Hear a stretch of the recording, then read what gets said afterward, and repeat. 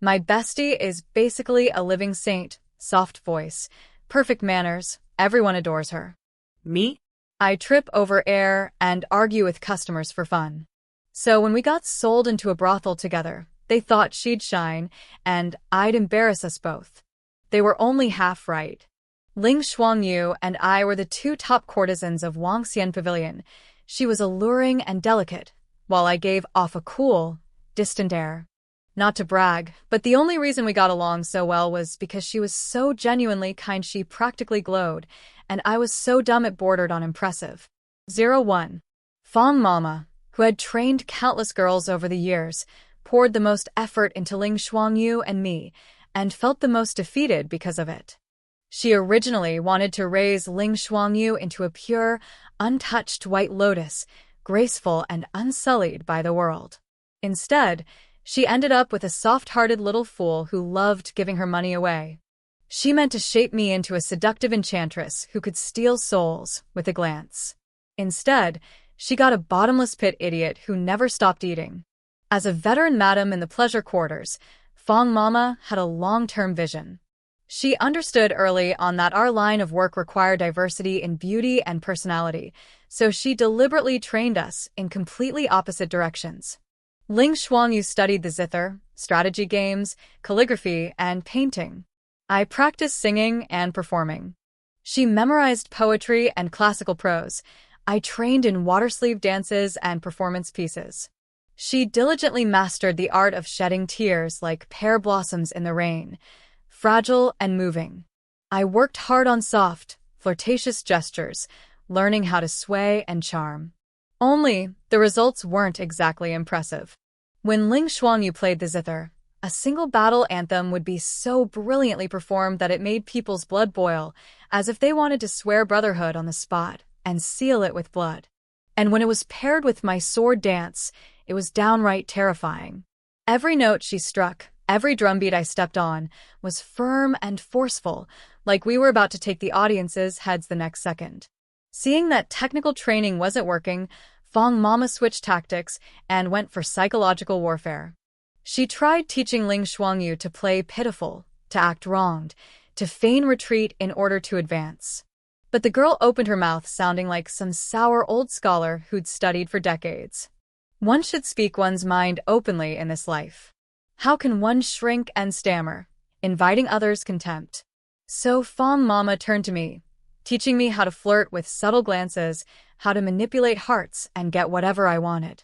I was more obedient than Ling Shuanyue and actually learned to put on a decent show. You've finally come, my lord. I've been waiting so long. Please. Hick. One loud burp silenced the entire room. I quickly added, sorry about that. Really sorry. The food today was just too good. Fang Mama was more tolerant of me than of Ling Shuanyue. If it weren't for that face of yours, you'd starve to death in this business. Still, in our line of work, being a little stupid isn't necessarily a bad thing as long as you're pretty. I immediately seized the chance to flatter her, grinning. Mama, you're praising me again. You treat us so well. Fang Mama is the best mama in the whole world. Her teeth practically ground to dust as she clutched her handkerchief. But you can't be that stupid. To be fair, I wasn't entirely sucking up. With the way the two of us were, if we'd ended up in any other brothel, some other madam would have chewed us up and spit us out long ago. If I was destined to be the most useless yet prettiest courtesan in the house, then Ling Shuanyue was destined to be the greatest saint in the entire brothel, and I mean that without sarcasm. She treated almost everyone with the utmost tolerance and compassion. Even though she herself had fallen into the dust of the pleasure world, she always believed there were people more pitiful and more deserving of salvation than her. The 5th time Ling Shuanyue used her own savings to set up a porridge stand and hand out food to commoners, Fang Mama pointed at her, her hand trembling as she scolded. I thought you were a golden money tree. Who knew you were a charity case throwing money away? There's no famine, no disaster, not even a holiday. Why are you handing out porridge? Fine, fine. I really can't afford to keep raising a pampered young lady like you. As Ling Shuanyue's best friend, if I didn't step in to smooth things over, that would have been downright disloyal of me. So I hurriedly swallowed my last bite of roast goose and chimed in, "It's not like she can use all that money to buy her freedom anyway. If she spends it, she spends it. Didn't you teach us that poem when we were little? Heaven gave me talents for a reason. 1,000 pieces of gold spent will return again." Fang Mama shot me a murderous glare and turned her fire on me instead. What kind of bad karma did I rack up? I spent 250 copper coins, a fortune, to buy a real idiot. Was I blind that day at the dog meat shop? Maybe I should have left you there and brought home an actual dog to raise. Ling Shuanyue and I both arrived at Wangxian Pavilion on the same day when we were 6 years old. The difference was that she was the family member of a convicted official, confiscated, and sold into servitude. Her father was no wronged, upright minister. He was a notoriously corrupt official, and the amount he embezzled was staggering. If Ling Shuanyue hadn't been so young, she probably wouldn't have escaped execution herself. As for me, Fang Mama had fished me out in front of a dog meat restaurant for the enormous sum of 250 copper coins. Yes, a dog meat restaurant. My useless excuse of a father had sunk so low he couldn't even feed himself, so he stuck a straw marker in my hair and set me out on the street to sell. But a child filthy beyond recognition, so skinny she barely looked human, and a girl at that, couldn't fetch a price. No one would even take me for free. After 2 days like that, my father was so hungry he was seeing stars. Unable to hold on any longer, he gagged me, stuffed me in a burlap sack, and dumped me at the entrance of the dog meat shop. Just caught a yellow dog. 500 coins. Selling it to you. The people at the shop weren't idiots. They checked the goods right there in the street and discovered it was a human being. They almost reported it to the authorities. But he was my father, and everyone tacitly believed he had the right to decide whether I lived or died. After spitting at him a couple of times, they let it drop. Humiliated and cornered, my father lost his mind and started shouting that he'd smash me to death on the spot. He even claimed that if I died, it would be the dog meat shop's fault for forcing him. But I knew the truth. If he couldn't sell me, he was about to cross the final line of being human. He would smash me to death and eat me. 02. That was when Fang Mama showed up. The scent of her perfume powder was thick, so thick I could smell it from far away, but it wasn't unpleasant at all. She casually tossed half a string of copper coins onto the ground. The coins landed right at my good-for-nothing father's feet. 250. Take it or leave it. Only later did I learn that she decided on a whim to buy me that day because she was thrilled to have acquired Ling Shuanyue, such a promising little beauty. She figured her days of striking it rich were just around the corner, so in a rare burst of generosity, she took me along as a free extra and add-on. By the rules of the brothel, newly purchased girls had to be locked in a dark room with no light at all. 1 meal of coarse grain and unsalted vegetables a day. After half a month of that, their skin would turn pale and delicate, the kind men liked. Ling Shuanyue was already fair and soft-skinned. She didn't need to suffer through that. But she had been a government official's daughter and carried herself with pride. Fang Mama wanted to smooth out her sharp edges, yet she was also afraid the pampered girl might lose her mind from fear in total darkness. So, she tossed me in there to keep her company. Even in that pitch-black room, Ling Shuanyue showed the kindness and resilience of a true white flower. She held me, comforted me, talked to me. Seeing how starved I looked, she even shared part of her already meager ration with me. That was when our friendship was forged. To me, food was more precious than life itself. Anyone willing to share their food with me, that was a bond for life. Back when I followed my useless father around, I'd be lucky if I ate once every 3 days. The lowest grade coarse grain in the brothel tasted like a feast to me. So when I came out of the dark room, I'd actually gained a little weight. After we were scrubbed clean and presented to Fang Mama, she took one look at me, and her eyes lit up. Her grin nearly stretched to her ears. Well, looks like I picked up a hidden gem. Her expression softened. Tell me, what can you two do? Ling Shuanyue had always been outstanding. She launched into a long list without hesitation. Recite poetry, calligraphy, chess, making decorative tassels. I haven't learned the rest yet from my tutor. TSK. No wonder her father managed to embezzle so much money. Same age, yet she was multi-talented while I was just multi-traumatized. Life really is unfair. With Ling Shuanyue setting the bar so high, I was too embarrassed to admit I couldn't do anything. I was terrified of being thrown out. I'd never eat this well again. So I racked my brain, plastered on my most ingratiating smile, and offered what I believed was my greatest skill. I'm good at cursing people out. Real filthy stuff. Want to hear? Fang Mama nearly choked. She looked like she wanted to say something, then glanced at my face and swallowed the words back down. In her words, my face was heaven-sent, like the gods themselves wanted me fed. If Ling Shuanyue looked like a celestial maiden fallen to earth, untouched, aloof, and pure, then I was her complete opposite. I was the splash of color in a lively banquet hall, the flirtatious spark in a sea of wine and song, the kind that plucked at heartstrings. Even so, I still don't understand how she saw that seductive potential in me back then. My father had been ready to sell me to a dog meat shop. He hadn't even considered tossing me into a brothel. That alone should tell you I couldn't possibly have looked like anything special at the time. But there's no denying Fang Mama had a sharp eye. In the blink of 10 years, Ling Shuanyue became famous for her many talents. As for me, the only reason I could still stand shoulder to shoulder with her? Purely my face. Apparently, I grew exactly into Fang Mama's taste. She took a particular liking to me and even gave me her surname.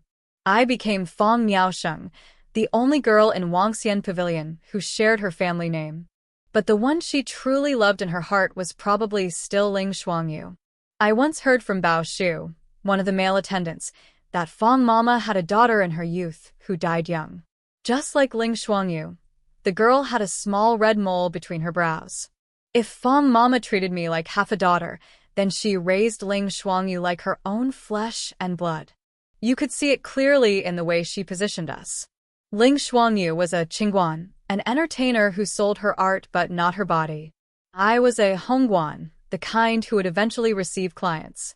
Or perhaps it's more accurate to say this. Ling Shuanyue was the bait on the hook, while I was the meat meant to feed the wolves. Still, I only envied her, I didn't resent her. Someone as good as Ling Shuanyue deserved to be protected. But not everyone thought the way I did. For someone to remain untouched and pure in a brothel, it was bound to stir jealousy. Someone slipped something dirty into her food. Luckily, it was discovered in time. The culprit was Shui Xianjia. They say narcissus flowers are poisonous. Turns out that's true. Fang Mama was furious. She ordered Shui Xian dragged off and assigned to Baimei Street, a place even worse and more miserable than a brothel. Unless someone committed a serious offense, she wouldn't go that far. As Shui Xian struggled, she shouted, "We're all low-life filth anyway. But you just had to pamper those two like treasures." Pa! There's no such thing as something clean in a whorehouse. If I can't live well, then none of us will. Radiating pure, good person energy as always, Ling Shuanyue stepped forward to plead for her. If Shui Xian was sent there, she probably wouldn't survive. I tugged at Ling Shuanyue's sleeve. She didn't just poison your portion. She poisoned mine too. You know how much I eat. If I'd swallowed it, I'd be dead. Ling Shuanyue instantly shut her mouth and even took 2 steps back, as if afraid Shui Xian's bad luck might rub off on her. She grabbed me and looked me over anxiously. How much did you eat? You didn't actually swallow any, right? Do you feel sick anywhere? That's the difference between true kindness and fake virtue. Ling Shuanyue would never sacrifice others for the sake of being generous. After that incident, Fang Mama finally seemed to realize something. She ordered my name plaque to be hung up. After all, how many Hongguan girls could make it to 17 untouched? The auction for the first night of Wangxian Pavilion's top courtesan was truly a spectacle. Listening to the clamor outside, I understood. Once tonight's price was set, my entire life would be set with it. 03. I was, after all, the most famous courtesan in the capital. Even so, the scale of this event exceeded my expectations. Fang Mama personally prepared the invitation cards. Anyone who received one had to excel in at least one area: talent, power, status, or wealth. Fang Mama called it hunger marketing. If just anyone could walk in, it wouldn't feel special. The higher the threshold, the more it made people itch to get in. Those who received invitations felt honored. Those who didn't were left envious. And, besides driving the price higher, there was another advantage. Fang Mama explained it very clearly. Even among patrons, there's a hierarchy. The more distinguished, handsome, and noble your first patron is, the less likely your value will drop in the future. It might even rise. That's what you call the luxury brand effect. She was always throwing out terms I didn't understand. I had no idea what a hierarchy meant in this context, let alone a luxury brand effect. I just felt that Fang Mama must have been well educated once, maybe even born into a prestigious family. Who knew how she ended up like this? When the time came, I stepped onto the stage. The gazes directed at me were mixed, some amazed, some lewd, some admiring, some disdainful.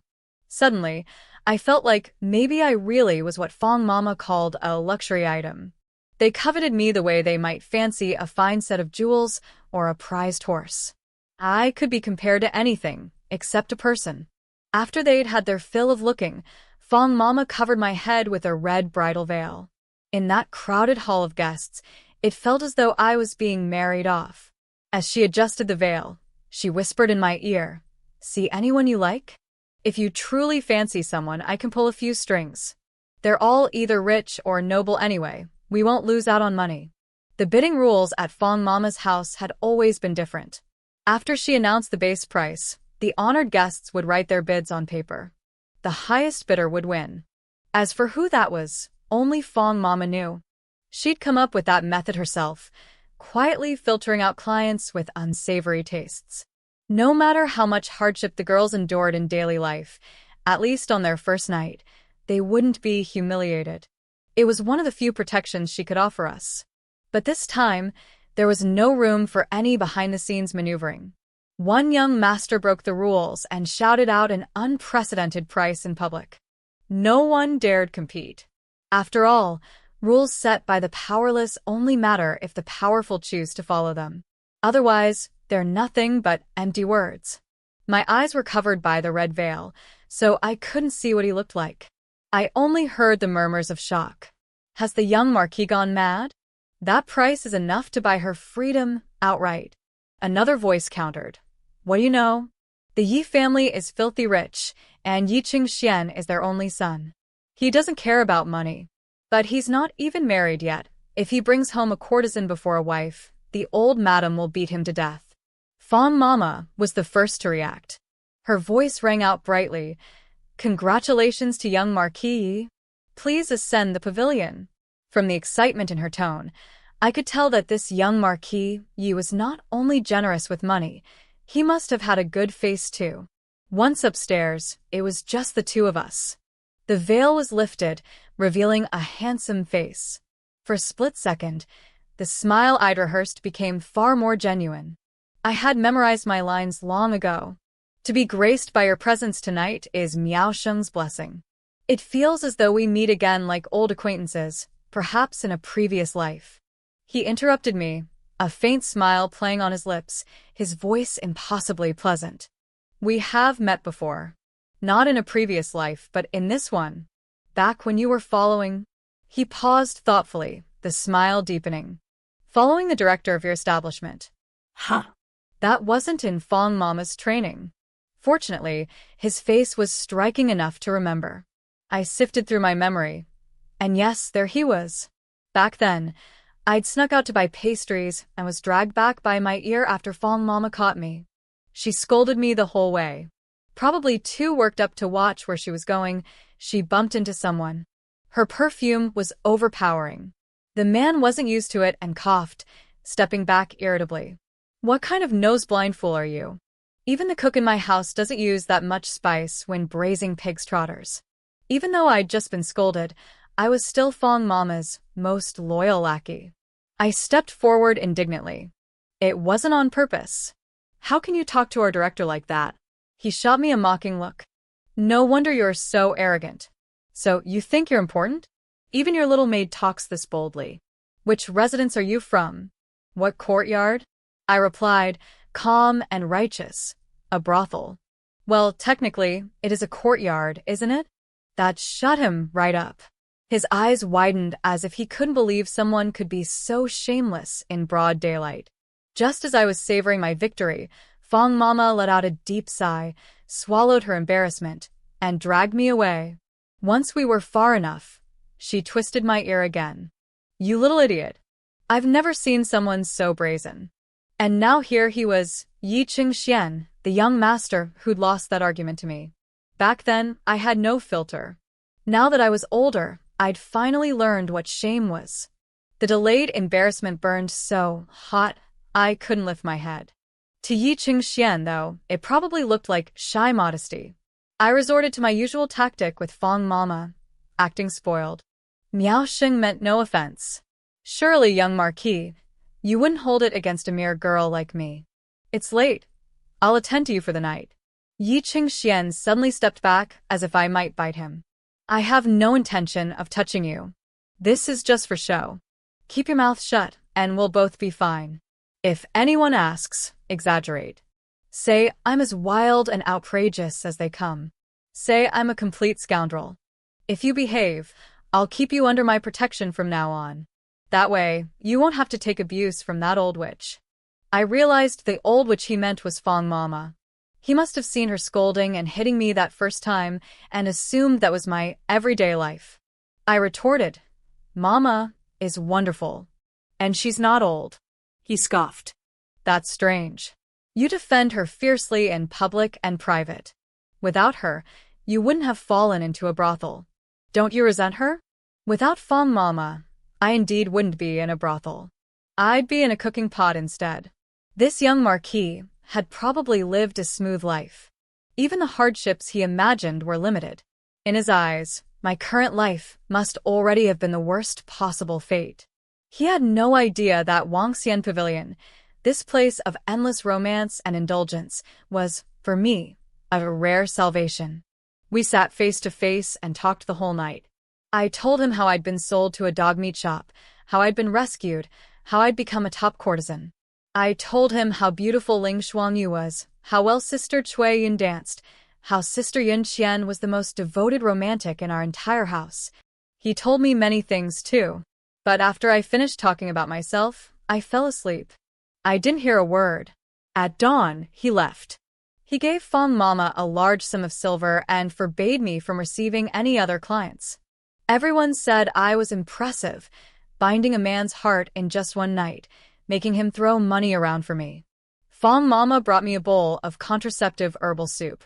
I almost said it wasn't necessary, then remembered Yi Qingxian's warning to keep my mouth shut, so I took it and forced it down, pinching my nose. In other brothels, they'd give the girls a single bowl of harsh medicine that damaged their bodies permanently, one dose to ensure no children ever. Only Wangxian Pavilion would spend large amounts of money brewing proper contraceptive tonics. Deep down, Fang Mama held a quiet hope that one day, the girls would all have somewhere to go. That they could live decent lives, have children and grandchildren around them, and grow old peacefully. I knew all of that, but I would never say it out loud, because I knew Fang Mama would never admit it. No wonder she liked Ling Shuanyue so much. Deep down, they were the same kind of people. 04. On my end, there were new buds sprouting, while Sister Yun Qian's old tree was flowering again. She had an old flame named Zhang Yan, a scholar.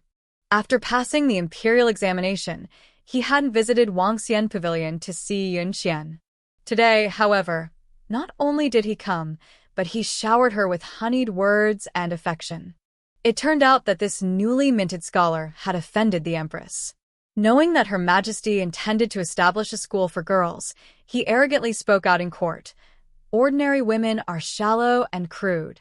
They are only fit for sewing, mending, and laundry, not for reading the classics. The Emperor, who revered and loved the Empress, could not tolerate such insolence. He immediately gifted the scholar a plain screen, telling him to embroider 1,000 miles of rivers and mountains before returning to court. Zhang Yan, of course, had no such skill. So he fawned over Yun Xian, coaxing and deceiving her into taking on the task in silence, shouldering the responsibility for him. And Yun Xian, true to her reputation as the top romantic of the brothel, agreed, despite it being obvious that this was a crime of offending the ruler. Ever since entrusting his fate to Yun Xian, that scoundrel had become a hands-off master, barking orders every day. He complained that Yun Xian was clumsy and slow, delaying his court appearances. If Yun Xian was a day late, he would be delayed a day in serving the empire. I could not understand why Yun Xian would go to such lengths for a man. Zhang Yan, aside from being a scholar, could do nothing. Before passing the imperial exams, he relied on his mother in the countryside. Now in the capital, he relied entirely on Yun Xian to support him. Finally achieving some status, he still spoke recklessly, enraging his superiors, and then forced Yun Xian to clean up his mess, and had the audacity to get angry about it. Meanwhile, Yun Xian herself seemed bewitched, tirelessly working without complaint, entirely devoted. Yun Xian couldn't handle the work alone, so she set her sights on the pavilion's best embroiderer, Ling Shuanyue. But the ever-kind Ling Shuanyue resolutely refused. This is a crime against the ruler. Absolutely impossible. Yun Xian, pressed to the edge, began to scold her. So high and mighty. What crime against the ruler? Zhang Ling only misspoke. Isn't that better than your father, the beheaded corrupt official? I could never bear to hear anyone bring up Ling Shuanyue's background, nor could I tolerate Yun Xian risking her own safety to win favor from her lover. I had intended to defuse the situation with a few polite words and pull Ling Shuanyue away, not to argue with this mindless woman. But before I could even speak, Yun Xian turned her fire onto me. We are no longer on the same path. Why do you protect her? You're just a broken woman now, yet you pretend to be close friends with a pure courtesan? You stick your nose into things that don't concern you. Don't you know whether she respects you? A woman who sells her body, no matter how high her price, she's lost her value. Her words were thoughtless, and all the sisters in Wangxian Pavilion frowned. Looking into Yun Xian's eyes, that shame of being treated like an object surged over me again. I shot back. Indeed. Speaking of your lover, the official, without his hat of office, no matter how he acts, he has no real power, right? That hit her where it hurt. One insult to Zhang Yan worked better than 100 scoldings at her. She immediately snapped. Zhang Lang is meant for great things. He is meant to serve the empire. He just can't attend court right now. You look down on him with your filthy eyes. I squared up and fired back. Even if Zhang Yan could never attend court for the rest of his life, even if His Majesty beheaded him and executed 9 generations, it would never touch you, his lover. Why take such a huge risk, making wedding garments for someone else? What's the point? Yun Xian repeated the words she'd said hundreds of times, seemingly convincing herself as much as me. Zhang Lang said that when he rises in rank, he will redeem me properly. 8 men to carry the sedan chair, a legitimate marriage ceremony. My anger flared. I spat lightly. I've heard that nonsense ever since he was still a student. When he rises in rank, passing the imperial exam isn't enough. Does he have to wait until he's prime minister to make a grand entrance for you? Tell me, Song Yun Xian, do you believe this yourself? Her voice rose even higher than mine. Why not? You just want to say I'm a lowly courtesan, unworthy of being the proper wife of an official. But we are the same kind of people. If others look down, fine, but why should we belittle ourselves? I shook off Ling Shuanyue's hand, determined to wake her up today. No one could stop me. I belittle myself? For a man's empty promises, I'm supposed to throw my life away? Who's really belittling themselves? Don't make me embarrassed for you. By now, Yun Xian's face had turned red, her voice sharp like a crowing rooster. It's not an empty promise. Zhang Lang has me in his heart. Otherwise, as a scholar official, why wouldn't he find someone else? Why come to me? I almost laughed in anger. I'll tell you why. Everyone knows this is a crime punishable by death. The Miss Wang, betrothed to Zhang Yan, would have fled to the ends of the earth the moment she heard he offended His Majesty. Zhang Yan's mother, a few years back, ruined her hands to support his studies. She could not do this delicate work herself. That's why he thought of Wangxian Pavilion, and you, the fool, could obediently serve him. Song Yunxian, if you have eyes, I don't believe you don't see it. You must be closing them, dreaming some grandiose dream. When I was a child, I told Fang Mama I could curse. That was absolutely true. But after years of Ling Shuanyue subtly teaching and guiding me, my curses were no longer so vile. Perhaps my words were harsh enough that Yun Qian finally deflated. She covered her face and sobbed, voice hoarse. You are Wangxian Pavilion's courtesan, pampered and admired. Even Mama thinks highly of you. You can scold me because you have beauty, because you're linked to the young marquis, and Ling Shuanyue is priceless and still pure. You have support, so you can scold me. And me? I'm just a whore. Sold to fund my stepmother's jewelry. A courtesan. What other support do I have besides a patron? How do you know he won't redeem me? What if everyone indulges themselves at Wangxian Pavilion? If I dream a grand dream, so what? Seeing her cry like this, I opened my mouth but could say nothing. A strange guilt and fear welled in my heart. Not because she cried, but because in her I seemed to see all our futures. There is a saying, when the rabbit dies, the fox grieves. Creatures mourn their kind. No matter how glorious we are now, in the end, we all share the same fate. If one day Ling Shuanyue's beauty fades, who will still care about her talents? Who will still admire her? I have even less certainty. I'm a fool. I cannot see what Yi Qingxian truly intends. When his purpose is fulfilled, and he no longer wants to be my pillar, where will I go? What will become of me? 05. It seemed even heaven could no longer tolerate it and refused to let Yun Qian be the sacrificial lamb, so the situation took a turn. Because the imperial school had already begun implementation across the country, the Empress was delighted and mercifully did not require Zhang Yan to continue the embroidery. Instead, she issued a different demand. Zhang Yan had 30 days to compose a praise of women, celebrating the virtues and merits of women throughout the realm. Honestly, this was a masterstroke, completely destroying Zhang Yan's pride. The Empress had absolutely won this round. The blow was even harsher than making him do embroidery. Zhang Yan, who always treated women as worthless, could hardly bear the idea of writing in praise of them. So this coward, rarely daring to stand firm, actually tried to be assertive, petitioning the throne, claiming that this act would tarnish his literary integrity, and begged the Empress to revoke her decree. Huh. I laughed. Suddenly, he was so proud of his literary principles. While freeloading, he never flaunted being a man of letters, but once he became an official, out popped his lofty demeanor. The Empress's response was powerful. Since there are instructions on the 3 obediences and 4 virtues for women, why can there not be a praise of women? You all speak fluently when it comes to restricting women, but when it comes to celebrating them, you fall silent? Heaven knows, if it weren't for fear of being misinterpreted as setting up a curse, I almost wanted to erect a shrine and worship the Empress. I went to find Ling Shuanyue in high spirits. From today, you're officially the second cutest and second most capable girl in my heart. The first is reserved for Her Majesty, naturally. Ling Shuanyue, knowing I was having one of my daily fits, barely responded, holding her book lightly and giving a faint acknowledgement. But I was thrilled, as if I were a little girl with pigtails on a tiny road far away from the brothel, skipping along to school with my brother, and somehow I was there too. I nudged Ling Shuanyue's shoulder. Hey, aren't you usually Mr. Nice Guy? How could you refuse Yun Qian last time? Only then did she put down her book, looked at me seriously, and explained, I'm merely simple-minded, not truly foolish.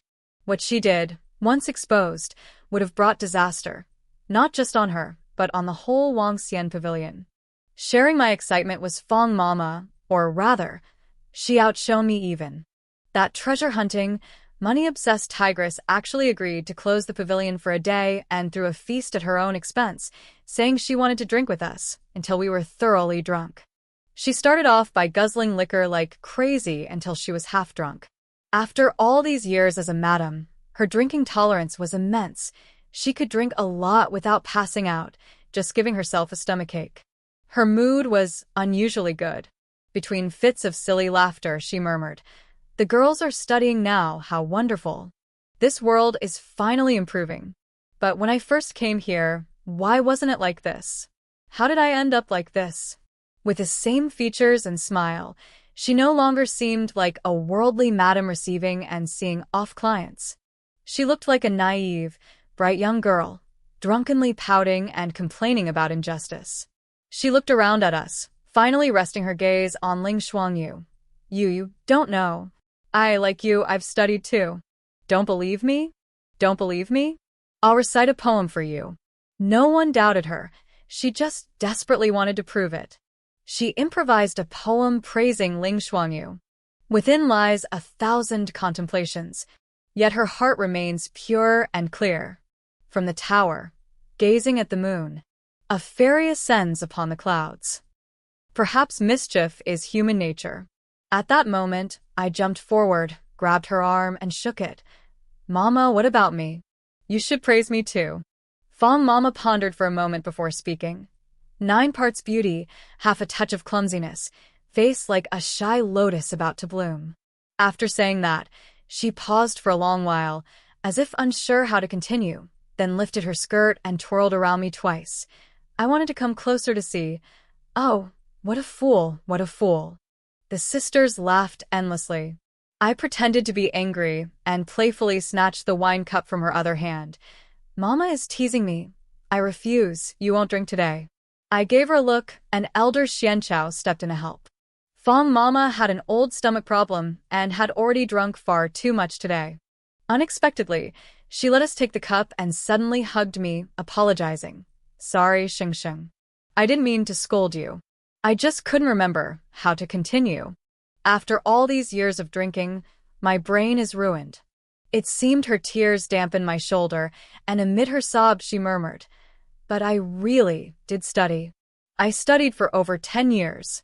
Truly, I really am a scholar." Some people chase false reputations, endlessly emphasizing their non-existent literary integrity. Others can only voice it half-drunkenly, claiming they too once studied. The next day, Wangxian Pavilion resumed business as usual. Nobody mentioned the drunken ramblings from the night before. In the days following, Yicheng Xian occasionally visited. But unlike the other sisters, I couldn't drink and sleep with him, nor could I play tunes or discuss literature like Ling Shuanyue. All we did was talk. That month, he visited 5 times. I had already gleaned all about his family. Both parents had died unexpectedly. The huge marquis household relied on him and his grandmother. I knew how his uncles schemed and vied for his title, and that he didn't want to marry the duke's legitimate daughter, hence using my name to frequent the brothel and ruin his own reputation. Me? Using my name to ruin himself? Am I that cheap? I increasingly noticed how strange Yicheng Xian was. He looked at me with growing intensity and focus, yet every time would hastily push me away, sometimes saying hurtful things. I couldn't remember what he said. Who cares about his foul mouth anyway? Regarding the fact that Yicheng Xian had never touched me, I only confided this secret to Ling Shuanyue. Asked why he had been acting so oddly. Ling Shuanyue, sharp and morally upright but clear-eyed, said, "He simply likes you. Likes your face, your figure. But he is highborn, proud, and cannot admit that he likes a courtesan. He cannot admit that he is moved by such base desire. He stubbornly believes that as long as he doesn't touch you, you two are not in a courtesan-patron relationship. He constantly reminds himself he is not a client, but never stops seeing you as a courtesan. In short, he treated me as a means of self-corruption, yet could not tolerate the stain of actually cavorting with a prostitute." I suddenly understood and nodded. "Oh, I see. I thought he was just trying to cover up impotence with affairs. Turns out it's his mind that's sick." Since Yicheng Xian insisted on being difficult, let him remain difficult for life. The turning point came one afternoon, when Wangxian Pavilion received a notoriously cantankerous yet powerful old patron, the son of a minister, Jiang Sui. A new servant accidentally soiled his sleeve while pouring wine, and Jiang Sui chopped off his hand. Elder Fang Lan was terrified, blood soaking her skirt, sitting frozen beside him, screaming at the sight. Just as Jiang Sui prepared to vent his wrath on her, I snapped to attention, pulled Fang Lan aside, and plopped myself into his lap, pouting. Why waste anger on such a person? I'm afraid of blood. It almost scared me to death. Touch me, see, my hands are trembling. With a beauty in his arms, Jiang Sui's anger immediately subsided, though his hands became restless. What can touching your hands prove? If you truly wish, ah. His pig-hooved hand was suddenly struck away, and a force lifted me from his arms. Who else but Yi Chengxian? Yi Chengxian fought Jiang Sui, eventually driving him out of the pavilion. He turned back to me, eyes blazing. Fang Miaosheng, you really forced me, didn't you? He strode off, leaving me dazed. I urgently sought advice from my emotion mentor. What on earth was he thinking this time? His thought process was far too bizarre. Even Ling Shuanyue needed a moment before tentatively suggesting, maybe he thinks you deliberately made him jealous? I didn't understand, and I was baffled. Good news. Yi Chengxian hasn't come by in the past 2 days. Bad news. His fiancée from the Duke's house has arrived. 06. Don't get me wrong. This wasn't some scene of catching someone cheating. This Zhang young lady had secretly come disguised as a man. She immediately spent a fortune on my services. Fang Mama, who had seen countless people, didn't know her true identity at first, but she could tell at a glance that Zhang was a girl. So she didn't worry about Zhang doing anything to me. Such a delicate girl, whether in combat or cursing, was certainly no match for me. The expenses at Wangxian Pavilion were already higher than other houses. There was no need to quarrel over money. And this Zhang young lady truly had money. As soon as she saw me, she opened the bundle she'd brought, revealing gold, silver, and jewels dazzling enough to blind me. I froze. Perhaps this was some new kind of way of catching someone in the act? Zhang appraised me from head to toe and let out a gasp. Truly beautiful, no wonder that fool has lost his mind over you. You even resemble. She stopped mid-sentence and lightly tapped her lips twice. Peh, how blasphemous of me to think that. But maybe it's not wrong. At that moment, I realized not only was Yi Chengxian's brain questionable, but apparently his fiancé's wasn't in top shape either. The scatterbrained Zhang took a sip of tea, then faced me. Yi Chengxian has knelt in his grandmother's courtyard all day, saying he is willing to marry me, on the condition that he welcomes you into the household as a noble concubine. I was dumbstruck. Really dumbstruck. Who was he insulting? Marrying a socially equal, prestigious lady and framing it as if he were bestowing a favor, with all sorts of conditions? Was he crazy? Even I thought it absurd, let alone the parties involved. Zhang nearly crushed her teacup in her frustration, speaking through clenched teeth. I care for him in my heart. But if he doesn't fancy me and tells me straight, I wouldn't cling to him. All this drama, who is it even for? And their grandmother, such scheming. Pretending to be devout and compassionate, sending me to do this misdeed. Does she think her grandson is some precious treasure? Why should I kneel, plead, compete, and snatch for him? That inherited arrogance. I finally digested the info she had given. I realized that when she said misdeed, she probably meant someone was trying to kill me. Looking at the pile of glittering gold and silver, I swallowed hard. So, you intend to happily kill me? She scanned me up and down, nearly ready to smash her silver ingots in frustration. How can you be so slow? I'm here to save you. If the old madam of their family intervenes, not even a bone will be left. Take this money and get as far away as you can. I gathered the wealth in disbelief and asked, Is that all?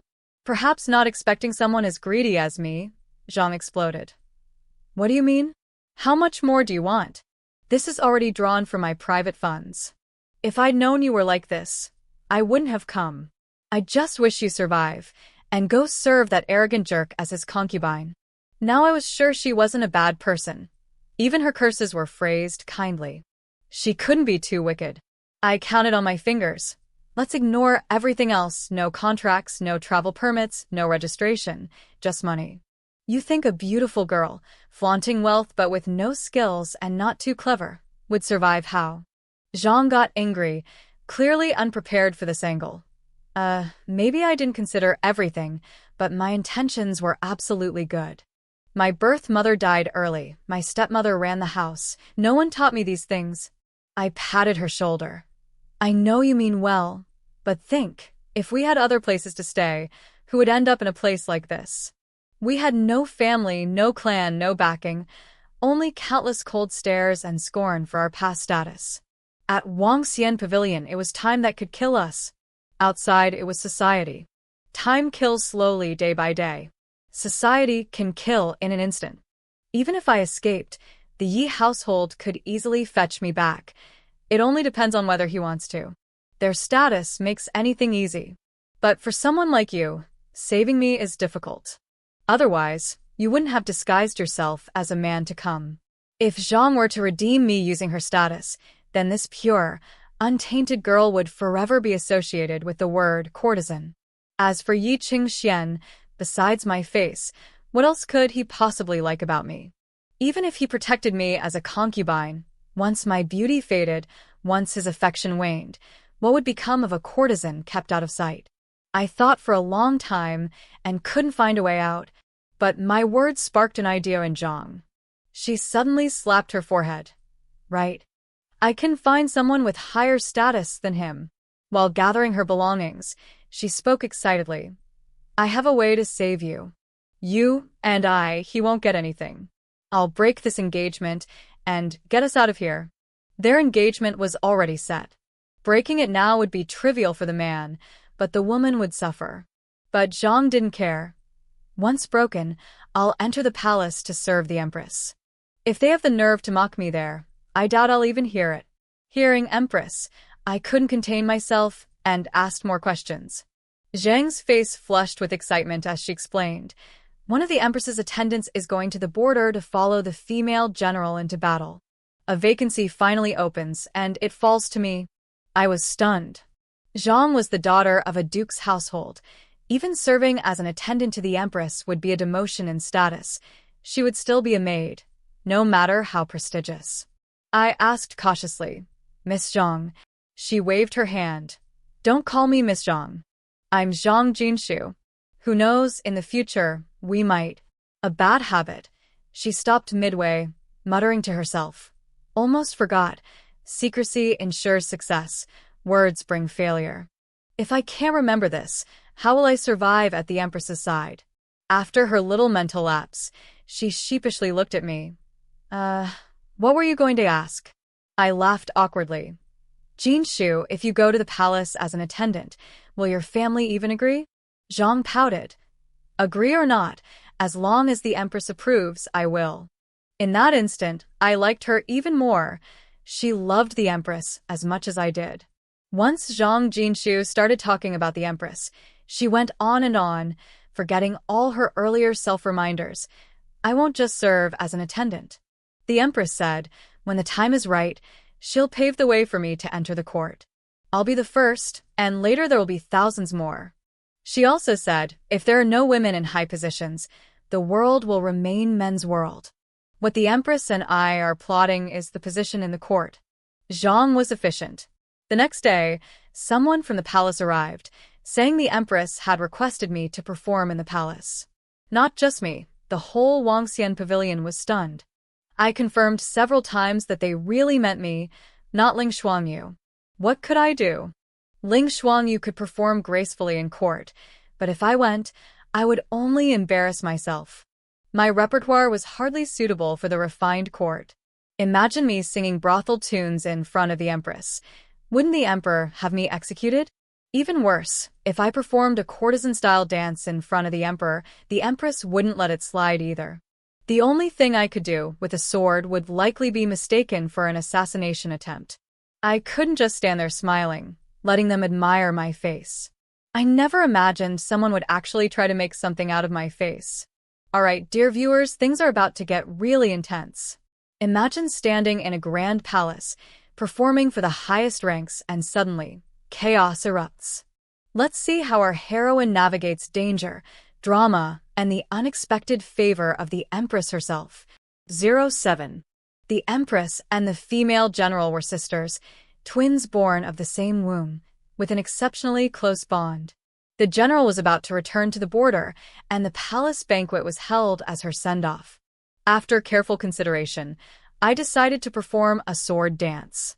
If death was inevitable, at least I wouldn't socially destroy myself. Singing risque brothel songs at a state banquet? No way. Since it was to honor the general, a sword dance to boost the atmosphere seemed appropriate, right?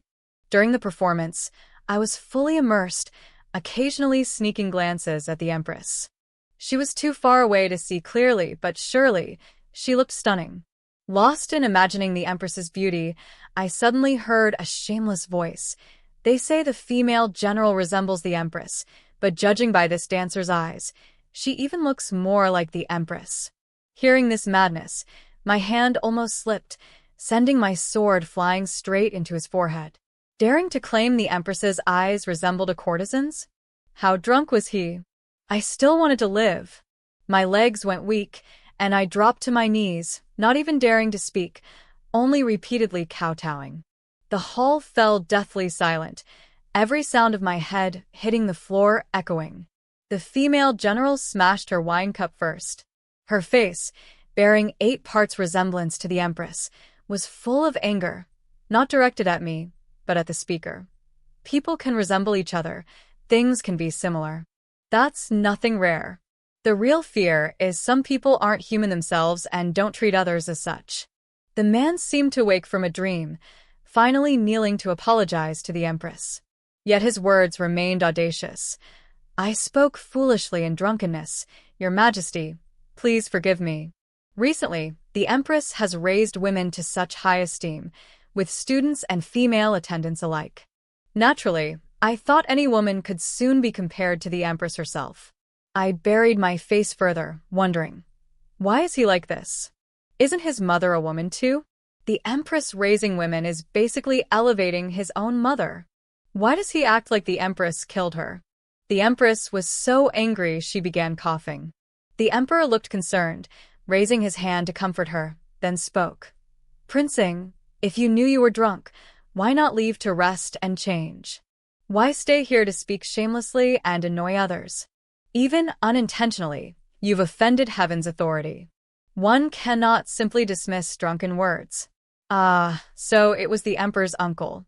No wonder he was so arrogant, just relying on seniority. But what a shame. If he had cursed the Emperor while drunk, the Empress might have interceded. Yet he dared insult the Empress? The Emperor wouldn't let that slide. Everyone knew the deep love between Emperor and Empress. He set aside 6 palaces for her, promoted female education, even attended court together with her. Anyone could tell the Empress was the dearest of all to the Emperor. In the end, the incident concluded with Prince Sing being ordered to retreat and reflect. The Empress casually mentioned that Zhang Yan's ode to women had been completed, and since he couldn't leave, he might as well copy it 100 times out of boredom. And I received a private summons from the Empress. It was the first time I saw her up close. How to describe it? Completely different from what I imagined. I had pictured her as dignified, imposing, and severe. The Empress before me, however, was stunningly beautiful, yet painfully frail, like a delicate porcelain doll that could shatter with a touch. Honestly, I was afraid. If she felt insulted being compared to a courtesan, killing me would be as easy as crushing an ant. I knew the Empress was kind-hearted, yet I couldn't stop picturing the little servant whose hand had been chopped off for spilling wine, bloodied and horrifyingly vivid in my mind.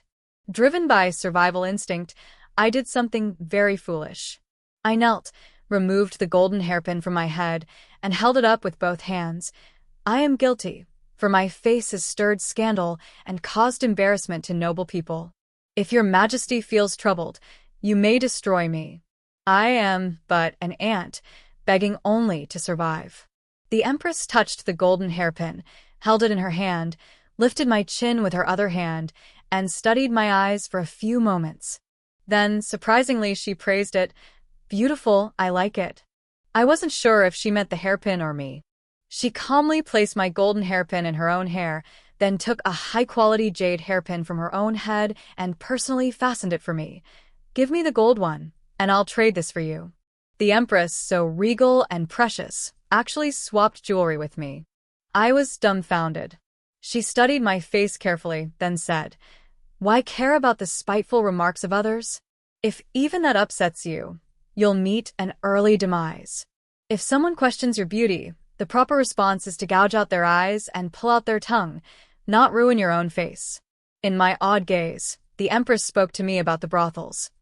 "Miaosheng, why do you think brothels exist? And when will they disappear?" She looked at me. Though her tone was casual, her eyes carried an investigative weight, as if this were some sort of examination. Coincidentally, I had asked the same question of Madam Fang before. Boldly, I mirrored her answer. On one hand, women go to brothels out of necessity, to survive. On the other, it's a privilege of the nobles. Anyone beneath them can become an object of their desire. And in the eyes of many, women aren't considered human. They are treated like objects, like resources. Not all the sisters in the brothel are destitute. In their family's eyes, their worth is less than a sack of rice or a single hairpin. If these issues aren't solved, brothels will never disappear. Even without brothels, people like us would have worse fates, hidden houses of prostitution, forbidden concubines, or even corpses and bones stacked beneath walls. The Empress didn't flinch at my words, no hint of disgust. She listened intently, then asked, "And if one day there is enough wealth to live comfortably, privileges are checked, and societal discrimination disappears, would there still be girls choosing this path?" I hesitated, then answered, "Then it's out of our hands. Perhaps it would just be personal preference." The Empress widened her almond-shaped eyes, slowly considering my words, then laughed softly, coughing as she did, so beautiful it made my heart ache. I feared she might choke from laughter. People often imagine the Empress as rigid and dignified, yet here she was, bending with laughter at my playful remark.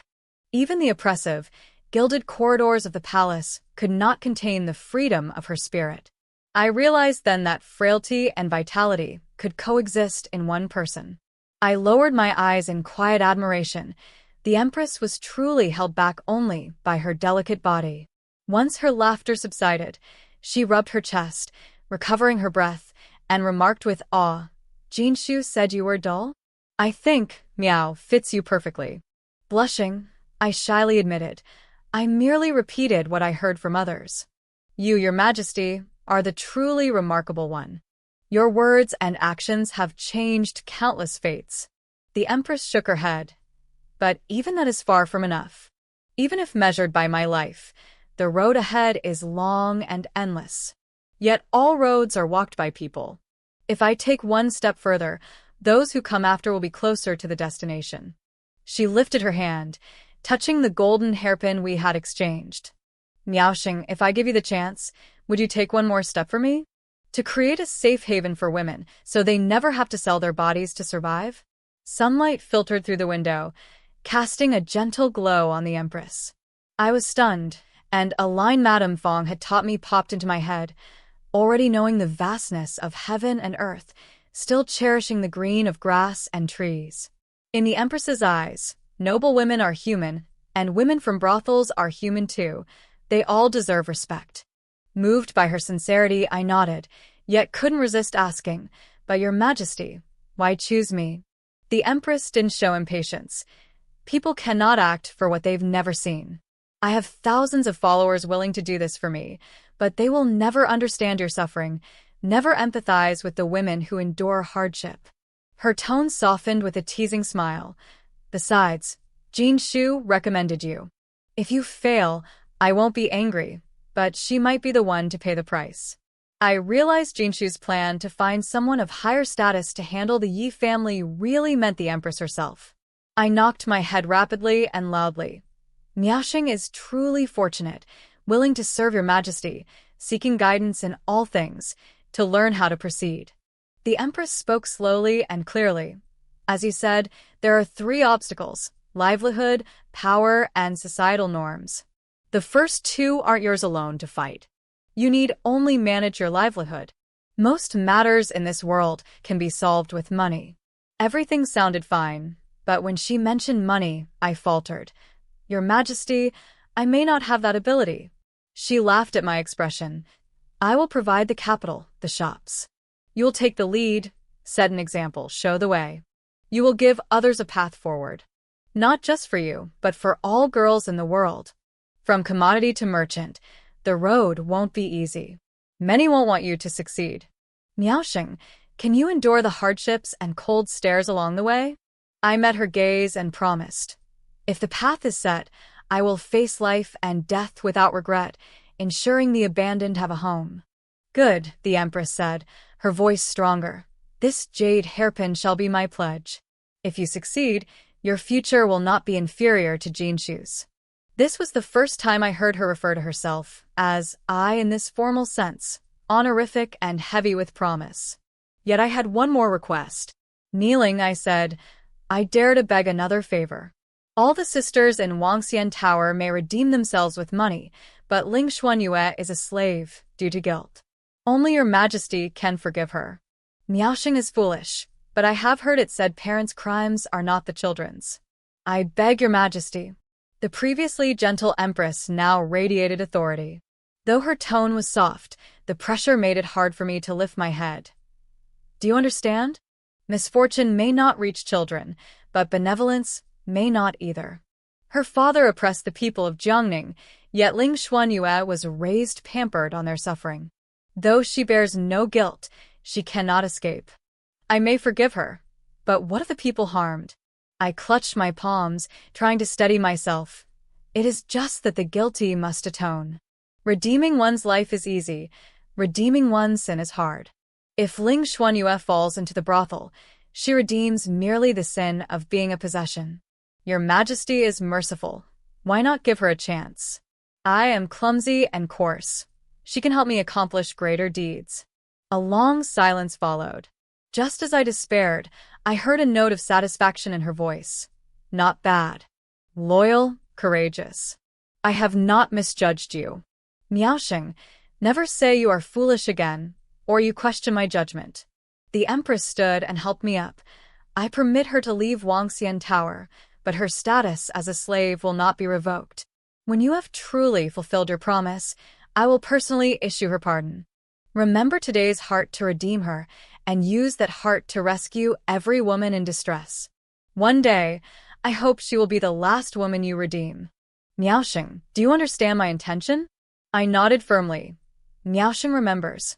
Never to forget in this life. I became the first courtesan personally redeemed by the Empress of this dynasty. The official explanation given to the public was that my sword dance had so delighted Her Majesty that she not only granted me freedom, but also rewarded me with a lumber shop. Those who had never seen my sword dance expressed deep regret that they would never get the chance to see it. Those who had seen it expressed deep confusion over the Empress's rather unconventional taste. Ling Shuanyue and I soon encountered the biggest problem since opening the shop. One of us lived as if untouched by worldly matters, the other only knew worldly matters all too well. Neither of us understood business. At this critical moment, Zhang Jinshu descended like a divine soldier from the heavens, bringing timely aid in the form of the great general's business notes. It was said that if the great general were not fighting wars, she would have been the most formidable merchant in the dynasty. That alone spoke volumes about the value of this handbook. With the spiritual support of the general, Ling Shuanyue handled purchasing and bookkeeping, while I took charge of socializing and sales. In the end, our ledger proudly showed a profit of exactly 3 taels of silver. There was really no helping it. Our reputations as the twin courtesan stars of Wangxian Tower were simply too well known. What respectable person would buy from us? And the disreputable ones, well, we refused to serve them. Even those 3 taels were largely thanks to Madam Fang bringing the sisters over to support us from time to time. Looking at such results, I was too embarrassed to report the accounts upward. Yet the Empress showed not the slightest disappointment. Instead, Jinshu brought me a message from her. Great responsibility lies ahead. Make sure you eat well. Hee hee. She was worried about me. I was overjoyed and ate an extra bowl and a half at lunch. Ling Shuanyue stared at me in disbelief and snatched my bowl away. Her Majesty means you should take care of your health, not stuff yourself to death. The last mouthful of dry rice nearly choked me senseless. After gulping down some soup, I made up my mind. If they look down on us here, then we'll sell elsewhere. No living person ever died from holding it in. Wasn't there a saying? When a shopkeeper becomes a traveling merchant, wealth flows across 3 rivers. I refuse to believe that if we expanded our trade to a neighboring country, anyone would still remember us as the twin courtesans of Wangxian Tower. The neighboring state, though a vassal, was wealthy and short on timber. It wasn't a bad trade route. It was time-consuming and labor-intensive, with a long turnover cycle, but we had no better choice. 2 months later, our revenue saw a major breakthrough, 300 taels. Due to heavy costs in manpower and materials along the way, the profit margin was thin, but still, it was a qualitative leap. Most importantly, we had opened the trade route. From now on, things would only get smoother. We hadn't even had time to celebrate when Sister Xian Chao rushed over with news. Zhang Yan intended to redeem Yun Xian. Marriage was out of the question. At best, she would be kept as an outside woman. Ever since Yun Xian and I had that fierce argument, she had grown disheartened and no longer showed Zhang Yan the same fervor. Perhaps what one cannot obtain is always the most precious. This time, Zhang Yan was the one eagerly chasing after her. Gritting my teeth, I glanced at the 300 taels we had barely warmed in our hands. Ling Shuanyue and I exchanged a look and bolted for Wangxian Tower. Humph. Redeeming someone? As if we didn't have money. When we arrived, Yun Xian was struggling with Zhang Yan. I cut them off with a shout. Yun Xian, I came today to prove to you that even women like us don't have to depend on patrons. It all depends on whether you're willing to give yourself a chance. She looked at us, then at her former lover, and finally made her decision with the resolve of breaking the cauldrons and sinking the boats. When a beautiful dream reaches its end, it's time to wake up. No one can live in a dream forever. In truth, this dream couldn't be ended by Yun Xian's will alone. Redemption depended mainly on whose purse was heavier, mine or Zhang Yan's. When he raised the price to 270 taels, sweat nearly poured down my back. I hadn't expected the old fox to be so wealthy. At the crucial moment, Ling Shuanyue proved reliable. With a subtle smile, she remarked pointedly, I've heard Lord Zhang comes from a poor family and is known for incorruptibility. If I recall correctly, a 5th-rank official earns an annual salary of 450 taels. Lord Zhang has been in office for only half a year, hasn't he? I caught her meaning instantly and raised my voice theatrically. What's so surprising? As the saying goes, a prefect may claim to be honest for 3 years and still amass a fortune of 100,000 silver snowflakes. But in my view, no amount of silver can buy Lord Zhang's deep affection. I smiled at him provocatively. Go on. Raise the bid again. See if you dare crown yourself a corrupt official. It's a very warm hat to wear. Zhang Yan looked as though he had swallowed a dead fly. In the end, he swallowed his pride instead. I redeemed Song Yun Xian for the staggering price of 270 taels and 1 qian. She followed behind me with a small bundle, no trace of her former sharpness, like a meek little wife bullied into silence. When we brought her home, she set down her bundle and bowed solemnly. I'm not good with words. I can't even win arguments against you. But thank you. Truly. I couldn't resist my sharp tongue. That's it? I thought you'd at least kowtow to me. To my shock, she actually started to kneel. I grabbed her at once. Are you crazy? I was joking. At last, she snapped back to her old self. You're the crazy one. Spending so much money to redeem your rival. As she spoke, she opened her bundle and froze. Inside were 300 taels worth of banknotes and a slip of paper from Madam Fang. Fang Miaosheng, you still owe me 29 taels and 9 qian. Don't forget to repay it. I burst into tears. Wiping them away, I thought, no wonder Madam Fang always said Wangxian Tower was losing money. If she runs her business like this, how could it not? From then on, our two-person journey became three. Occasionally, when Jinshu visited, we could even gather a full table for mahjong. Our division of labor grew clearer. I handled business. Yun Qian managed the household. Ling Shuanyue focused on her great sage mode, using money with principles to do good deeds at any time. This included helping lonely elders, supporting children who couldn't afford schooling, and, most ambitiously, recruiting women away from brothels to work in our shop. Day after day, our business grew larger and our lives sweeter. Just as we were about to expand further and achieve even greater success, Yi Qingxian, that troublemaker incarnate, decided to stir up chaos. Our goods were detained at the checkpoint. And who was behind it? None other than young Marquis Yi himself. What could I do? He held the power. Of course he could control me. Ever since the Empress had taken me under her protection, he'd been quiet as if dead. Who knew what had possessed him to rise from the grave now? Steadying myself, I decided to go see him in person. Whether it was a toast of respect or a punitive drink, I would have to swallow it either way. I tactfully suggested that if he would kindly lift his hand, I could offer him 10% of future profits. Yi Qingxian gritted his teeth, looking deeply offended. Fang Miaosheng, in your heart, am I worth only 10%? Well, not exactly. I shook my head like a rattledrum. It's just that I'm stingy. I'm only willing to give 10%. Any more, and I'd be heartbroken. He shot back. Do you think I care about money? What kind of nonsense was that? You may not care, but I do. If you're so lofty, could you not interfere with my business? Since we were already this far, I dropped the pretense. Other than my body, take whatever you want. That mocking look from when we first met reappeared in his eyes. Other than that, what do you have? The Empress filled your head with a couple bowls of sweet words, and now you're throwing yourself in with burning devotion, ready to die for her. You claim you want to build a haven for women, so why can't you even give up your skin? I refused to follow his rhythm. To build a haven, one must first build the heart. If I trade myself to you this way, how is that different from selling myself again? I struggled out of that tower, not to fetch a higher price.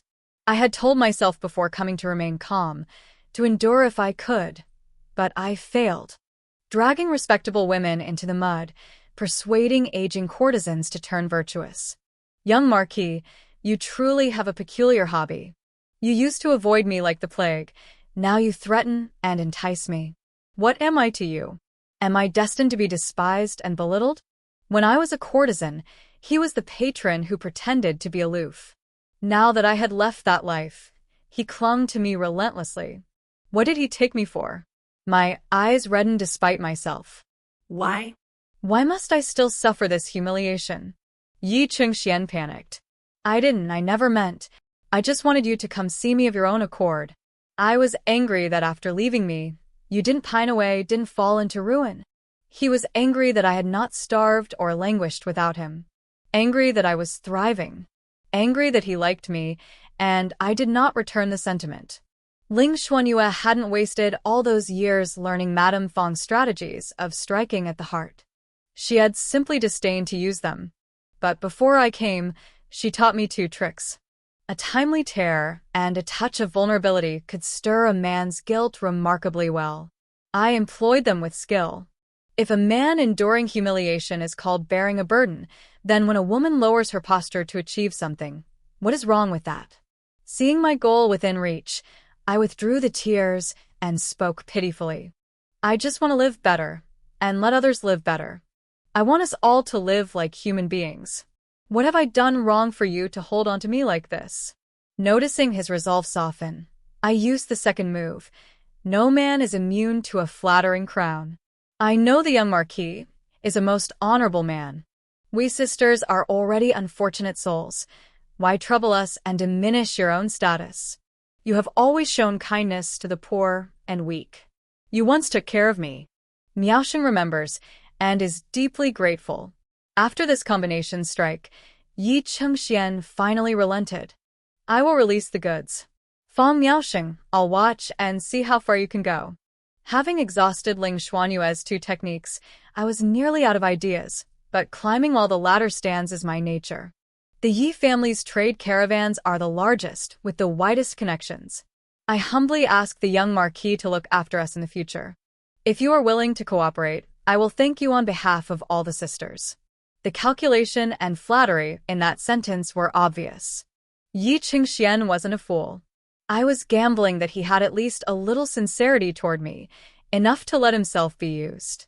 But then he suddenly grew perceptive. Why not ask the Empress? She favors you. If you speak, this would not be difficult for her. I answered seriously. Precisely because the Empress holds such high power, she must guard her reputation. I don't want the world to think she keeps close company with a former courtesan. I may not care. She may not care. But the world does. She must maintain unquestionable authority and honor, so she can accomplish greater things. Besides, if I relied on her for everything, how could I convince my sisters that we could carve out a future with our own hands? Yet Yi Qingxian seized on this. You care about the Empress's reputation, but not mine. In your heart, do I not even compare to someone you've met only once? They say I'm foolish. It took only a few words for him to corner me. I didn't know how to explain, so I sighed softly. Though I may not deserve to say this, some people can grow old together and still remain strangers, while others meet once and feel like lifelong friends. This time he was truly angry. He stepped closer. You won't even lie to comfort me? Fang Miaosheng, you're bullying me. I showed no shame. And have you not bullied me? You used power to oppress me and feel no disgrace. If I use feelings against you, why should I feel ashamed? We're even. Yet in the end, Yi Qingxian still couldn't bring himself to refuse me. With his help, we successfully opened the local trade routes. Our business rose to another level. I couldn't help but sigh. Having power truly makes things easier. Soon we opened embroidery and dye workshops, recruiting a large number of new female workers. Many came from impoverished backgrounds, some rescued from truly vicious circumstances. Ling Shuanyue reminded us that we couldn't simply lose money doing charity. Otherwise, one day we would collapse ourselves, or worse, encourage greed. That would be no different from killing the hen for its eggs. So every woman who joined signed a 5-year indenture. For those 5 years, all wages they earned belonged to us. We provided food and lodging, but no additional pay. After 5 years, once they had mastered a skill, they would possess the means to stand on their own. At that point, whether they stayed or left was their choice. Most of the women were reformed sisters from the brothels. In truth, many had already saved enough to redeem themselves, but they had nowhere to go and feared facing gossip alone. It was our success that gave them hope. As though in the vastness of heaven and earth, there was finally a place to belong. So they left everything behind and cast their lot with us. 11. Recently, Yun Xian had been absent-minded all the time. I pressed her for quite a while before she finally hesitated and told me about Zhang Yan. I remembered that Zhang Yan had eventually bought a young maid who bore a slight resemblance to Yun Xian and taken her as a concubine, doting on her excessively. Who knew whom he was trying to disgust? Yun Xian's face turned pale, her teeth clenched. I heard that girl caught Jiang Sui's eye. That brute Zhang Yan actually handed her over. She was alive, and then she couldn't continue and began retching violently, trembling in fear. It took me a moment to remember. Jiang Sui was the same dissolute young master who had once chopped off a servant's hand. Falling into the hands of someone like that could only mean a terrible end.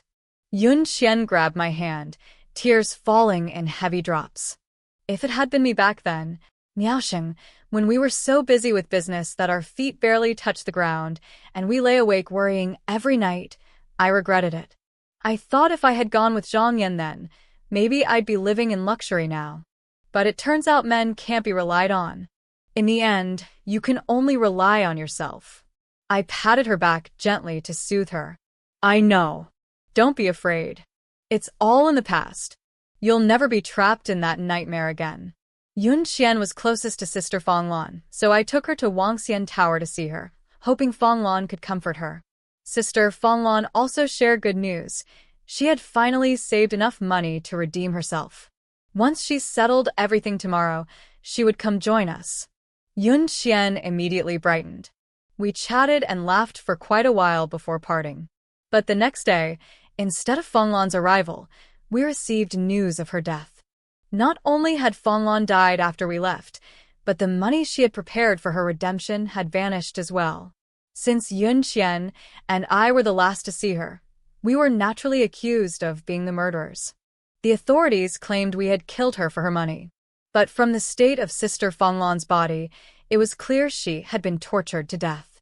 When Yun Xian and I were thrown into prison, Sister Xianchao spent silver to visit us. She told us, "After you left yesterday, Jiang Sui got drunk and boasted that he would reserve Fanglan for a month. Fanglan refused, saying she would redeem herself the next day. Jiang Sui flew into a rage, and that's how this disaster began. Jiang Sui might be useless in every other way, but he had a powerful father. So, naturally, we were the ones made to take the blame. I had no choice but to seek help from our backers, only to have Sister Xianchao pour cold water over my hopes. After something happened to you, Shuanyue planned to ask Miss Jinshu to beg the Empress for help. But Miss Jinshu was tricked back to the Duke's residence the day before yesterday and detained there. Old Madam Yi is threatening her with her life, forcing the young Marquis to marry Miss Jinshu tomorrow. That was it. All roads were blocked. Without Jinshu, I had no way to send word to the palace.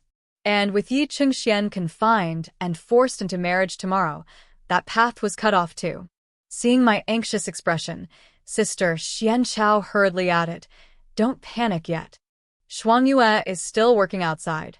She says there's still a way. Miss Jinshu doesn't seem like someone who would accept her fate. Even if the verdict is decided tomorrow and you're sentenced to death, executions only take place after autumn. We have time to overturn the case." The next day in court, I froze the moment I looked up. The one presiding over our interrogation was none other than Zhang Yan. Given his collusion with Jiang Sui and our personal grudges, there was no way he would let us off easily. Heaven truly leaves no path for the desperate. Outside the courtroom, a large crowd had gathered. Ling Shuanyue, the sisters from Wangxian Tower, the women workers we employed, and countless onlookers. Some said it was probably a miscarriage of justice, but more believed we were not innocent. What good could come from women who crawled out of a brothel? What we never expected was that the witness Zhang Yan brought forth to testify against us was Mama Fang. With tears streaming down her face, Mama Fang vividly accused us of our crimes. Her performance was so convincing. Then suddenly she changed tone, pointed at Zhang Yan seated above, and said with a grin, "Lord Zhang taught me all that himself. Did I do a good job? Are you nobles satisfied?" Everyone was stunned by the sudden shift. Mama Fang flung her handkerchief aside and raised her voice. "My girls are human too. What gives you the right to trample them like this? They only wanted a way to live. How did that offend you?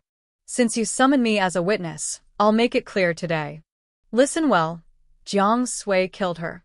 The son of Minister Jiang, the so-called upright and incorruptible Minister Jiang, forced me to give false testimony. Only then did that fool Zhang Yan realize what was happening and order his men to seize her." Amid the chaos, Jinshu burst into the courtroom, dressed in bright red bridal robes, holding an imperial token, utterly indifferent to the stares around her. "I am here under the Empress's orders to oversee this case. Let's see who dares touch them." Taking advantage of the confusion, Mama Fang shook off the guards and stood straight, facing the direction of Wangxian Tower. She burst into laughter. "Didn't you threaten to burn Wangxian Tower down? I've already burned it myself. You won't get the chance. To hell with this damned feudal society. I'm done serving it." Right before my eyes, Mama Fang pulled out a bottle of poison and drank it in one gulp. It was the same bottle that had once been found in Narcissus's room. I had no idea she had kept it all this time. Perhaps she had long harbored the will to die. Even now, with Jinshu's arrival and everything about to be resolved, she still chose death without hesitation. I caught Mama Fang as she collapsed. Ling Shuanyue rushed in recklessly, sobbing uncontrollably. Blood spilled from Mama Fang's mouth, but she persisted in speaking to me. I burn the girls' contracts too. I'm leaving them to you. After saying this, she seemed to finally relax, smiling to herself. A trans-migrated woman, a trans-migrated woman who became a brothel keeper. How embarrassing. In over 30 years, this is the only satisfying thing I've done. Satisfying. Miaosheng, it hurts. I'm in so much pain I'm about to die. Shuanyue, I want to go home. She stroked the cinnabar mark on Ling Shuanyue's forehead, as if remembering her own daughter, who had died young. Her gaze began to fade. Nianxiang, my Nianxiang, Mom misses you. I'm sorry. And just like that, in my arms, her body slowly lost its warmth. It was probably the first time Jinshu had seen a corpse. The scene had clearly shaken her. Her face was pale, yet she still stepped forward and covered Mama Fang's face with a handkerchief. She grabbed hold of me, who could only cry, and steadied her trembling voice. The dead deserve respect. We can't leave her here. My carriage is outside. Let's carry her onto it first. After this matter is settled, I'll accompany you to bury her. Ling Shuanyue hesitated. You ran away from your wedding in bridal robes, and now you're going to use your own carriage to carry a corpse? What about your reputation? Zhang Jinshu stared at the 4 characters hanging above the court, impartial and incorruptible. She had never been one to curse, but imitating Mama Fang, she spat out, to hell with reputation. I'm done serving it. 12. In the end, under the Empress's orders, Jinshu overruled all objections and, as a woman, presided over the case alone, an unprecedented event in our dynasty's history. The investigation was meticulous and methodical. Every verdict was reasoned and supported by evidence. She neither bullied the weak nor feared the powerful. Jiang Sui was sentenced to execution. Minister Jiang and Zhang Yan were stripped of office and placed under investigation. Decisive and merciless. The little girl who once couldn't even figure out household registration papers and travel permits had, under the Empress's guidance, grown capable of standing on her own. Without realizing it, all of us had been growing. We buried Mama Fang together with the sisters from Wangxian Tower. When it came time to erect the tombstone, we realized that none of us even knew her real name. I had called her Mama my whole life, yet I knew nothing of her origins, her past, didn't even know her name. I held the brush for a long while before finally writing 3 characters on the stone. Director Fang. Our director was gone. I became the new director. I wanted to open another refuge with my sisters, to take in all the women scorned by the world. I named it Nianxiang House. When spring arrived, the Empress summoned me once more. By then, her health had deteriorated badly. She reclined against the couch, struggling even to breathe evenly. Yet there was not the slightest trace of disarray about her. She was still as beautiful and composed as ever, calmly strategizing as if she held the world in her hands. But I knew she was exhausted, utterly exhausted. She was still wearing the gold hairpin I had given her. I couldn't help worrying it was too heavy, as though it might crush her frail body. After coughing for quite some time, she asked, Miaosheng, how are the preparations for Nianxiang House? How could I let her worry any further?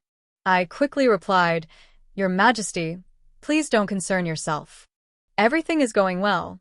But she was not satisfied with my attempt to report only good news. I've heard that a small number of women, accustomed to a life of luxury and excess, could not endure the hardship of factory work and return to the brothels. Have you thought about why? Even though there was no reproach in her tone, I lowered my head in shame. It's because I am incompetent. The Empress comforted me. It is not your fault, nor theirs. People cannot live on food and clothing alone. If their hearts and minds remain impoverished, such things can never be fully avoided. That is why I insist on establishing women's schools. Miaosheng, you've already done very well. Her praise made my eyes sting. Warmth spread through my body, as if a fire had been lit in my chest. She handed me an imperial edict and smiled faintly. No need to kneel in thanks. Take it. I promised you I would pardon your sisters. You have kept your word all these years. I cannot be the one to default. But don't grow complacent after receiving a reward. Do even better. Holding the edict, I felt as though it were burning in my hands. Your Majesty, I can do even better. Please watch me. I wish to take the Empress as my model for the rest of my life. She stood in the halls of power, governing the realm. I would remain among the common people, saving those in hardship in my own corner of the world. To fulfill my promise to her, I returned to Nianxiang House to think of new plans. Before I could even sort out my thoughts, Yi Qingxian blocked me at the entrance. He looked anxious, repeatedly asking whether I was all right. I was bewildered. Young Master Yi, the court trial was 3 months ago. You're only asking now? He flushed awkwardly. No, I wanted to ask whether His Majesty has done anything to you. The Empress was too frail to bear children, and the Emperor refused to take other consorts. The ministers were making a great commotion over the issue of heirs. I had earned the Empress's favor, and I resembled her slightly. Yi Qingxian was afraid. He thought the Emperor had summoned me to the palace to bear a child on the Empress's behalf. His absurd imagination made me laugh. Yi Qingxian, do you think all men in this world are like you, willing to settle for second best? The Empress was like the moon, cool, gentle, suspended high in the heavens, illuminating everyone. I was merely a pool of water, fortunate to have briefly reflected her light. Even if I bore a slight resemblance, it could never compare. For the Emperor, there are countless clear pools in the world. But there is only one moon. Yi Qingxian hurried to defend himself. I have never thought of settling for second best. The one I've always wanted is you. The affection in his eyes surged like a lake about to overflow and drown me. But people may float or dive. If someone plunges down and refuses to surface, the only end is drowning. I decided to speak plainly once and for all. A few months ago, both you and Jin Shu were forced into marriage. In the end, only Jin Shu ran away. The one who came to save me was also Jin Shu. Because you are greedy and lack responsibility. You have no courage to stand against power. You only want to have it both ways. So, I do not believe your feelings are that steadfast. He had thought that even if he married Jin Shu, he could still take me as a concubine. My status, after all, did not match his. Taking me in would be considered generous. I believed he liked me, but I did not believe that liking could overcome all obstacles. Perhaps because I had stripped away that last layer of pretense, Yi Qingxian asked resentfully, then what kind of love counts as steadfast? Yours with Zhang Jinshu? Or with your group of sisters? Or with the lofty Empress herself? See? Deep down, he still believed I was unworthy of standing alongside Jin Shu, and even less worthy of being connected to the Empress. I thought carefully before answering. At the very least, I share common goals and interests with them. But loving me runs counter to your goals and interests. Even if today you can overcome every obstacle for me, once your feelings change in the future, every hardship you endured will become a reason to resent me. A wise man does not stand beneath a crumbling wall. I may not be a gentleman, but I dare not hand someone the weapon to hurt me. Young Marquis, I have said all I need to say. Please do not come to see me again. You know my reputation is poor. Don't let me drag you down with me. 13. The Empress was right. Once food and clothing were secured, the next step was to awaken the mind. But Nianxiang House had taken in too many people. Tuition alone would be an enormous expense. Besides, everyone knew what kind of women lived here. Scholars value their reputations above all. No teacher would be willing to come instruct us. So I made a bold decision. I set aside a study room within Nianxiang House, shortened everyone's working hours, and implemented a shift system. All the time we squeezed out would be spent studying. As for teachers, why wouldn't I take advantage of the ready-made resource that was Ling Shuanyue? From then on, all the women workers at Nianxiang House began living a good life of self-sustaining, half-work, half-study days. Some learned with constant sighing, others with eager delight. Yun Xian belonged to the former, Xian Chao to the latter. As for me, I bounced back and forth between sighing and delight, nearly studying myself sick. Even livelier than Nianxiang House were the rumors outside. Some said we were putting on airs, desecrating the sacred books of the sages. Others sighed that though fate had dealt us poorly, we refused to give up. Gradually, our Nianxiang study gained a bit of reputation. Until one day, a little girl quite literally fell from the sky into our study.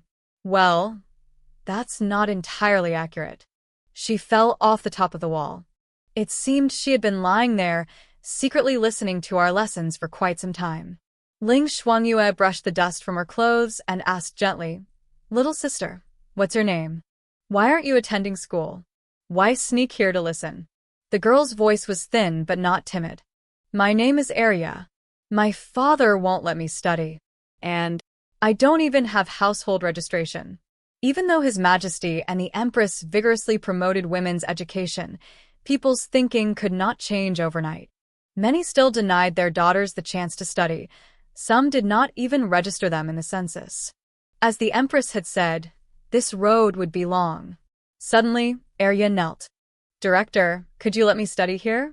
I can work for you in return." I helped her to her feet and asked only one question. "You know what kind of women live here?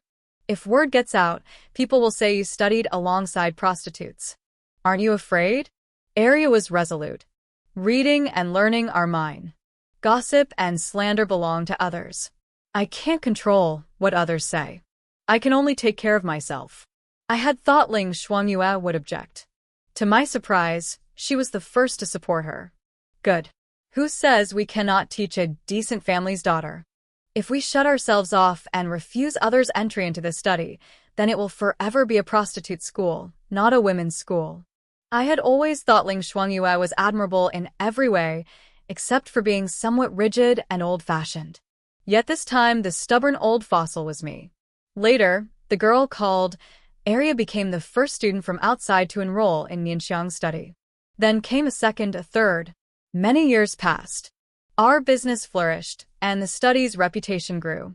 The little girl who once fell off the wall covered in dust blossomed into a graceful young woman, the most learned among us. She took over Ling Shuanyue's role and became the study's new teacher. Strangely enough, our lady teacher became more prone to tears as she grew up.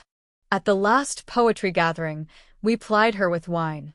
She sobbed between hiccups, grabbing people and asking, "When will women be allowed to sit the imperial examinations?" If I could enter the examination hall just once, my life wouldn't have been lived in vain. Many laughed at her, calling it foolish fantasy. I did not. Because someone must dare to fantasize foolishly in order to strive for something. I know that one day, the era when women can take the examinations will surely arrive. The road ahead is long, but we will walk it step by step. The burden is heavy, and the journey far. We will keep striving and make sure to eat well along the way. The end. What I love about this story isn't just the chaos or the humor, it's the friendship. One is calm, one is chaotic, but neither of them survives alone. Sometimes the walking disaster isn't useless. Sometimes she's just waiting for the right stage. And sometimes the strongest queens aren't the perfect ones. They're the ones who laugh, stumble, and still take over the world together.